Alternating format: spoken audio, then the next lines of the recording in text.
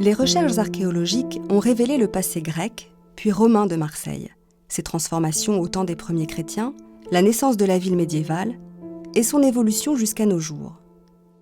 Depuis une trentaine d'années, les chantiers de fouilles se sont multipliés. Ce qui n'était au XVIe siècle qu'une passion réservée à quelques humanistes s'est transformé peu à peu en une discipline à la fois scientifique, technique et patrimoniale. Les XVIe et XVIIe siècles sont ceux des passionnés d'antiquailles. Ils collectionnent les objets trouvés un peu au hasard et enrichissent les cabinets de curiosités. Les musées actuels ne conservent que très peu de traces de ces découvertes. Au XVIe siècle, Nicolas Fabri de Peiresc, humaniste et savant curieux de toutes choses, recense dans un codex de nombreux objets, et en particulier la première épitaphe funéraire signalée.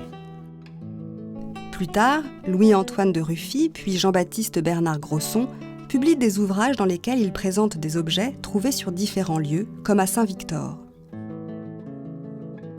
Les objets sont étudiés et joliment dessinés, mais on se soucie encore peu de leur localisation ou de leur conservation.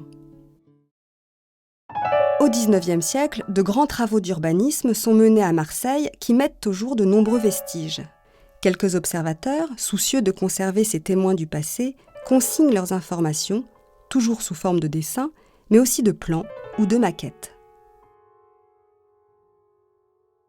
Ainsi, en 1834, le comte Villeneuve de Bargemont est le premier à faire une représentation fidèle et proportionnée des objets trouvés lors de la surveillance archéologique du creusement du bassin de carénage. Certaines de ces pièces étaient présentées au public dans le musée d'histoire de la ville. À la fin du siècle, les recherches commencent à prendre en compte la localisation et l'environnement de l'objet. On voit apparaître les premiers croquis archéologiques. Hippolyte Augier réalise près d'une trentaine de maquettes minutieuses des vestiges et monuments marseillais, dont celle de la nécropole du Lazaret, au nord de l'actuelle rue de la République. Contrairement aux époques précédentes, la plupart des objets découverts lors de ces fouilles sont conservés, comme ces très beaux vases grecs qui proviennent de la nécropole de Saint-Mauron. Au tournant du XXe siècle, Gaston Vasseur, géologue de formation, se passionne pour l'archéologie. Il transforme et modernise la discipline. Il met en évidence l'origine grecque de Marseille lors de fouilles effectuées au Fort Saint-Jean en 1908. En 1941, la loi dite de Carcopino place les fouilles archéologiques sous l'autorité de l'État. À Marseille, les chantiers se multiplient. En 1943, Fernand Benoît fouille le site de Saint-Victor. Dans les années 50, les sondages archéologiques du Vieux-Port mettent au jour des entrepôts, aujourd'hui devenus un musée, et un théâtre romain, toujours visible. Louis Chabot explore une cave rue Tapis-Vert, et en révèle la stratigraphie. Il découvre ainsi de nombreuses tombes grecques et romaines.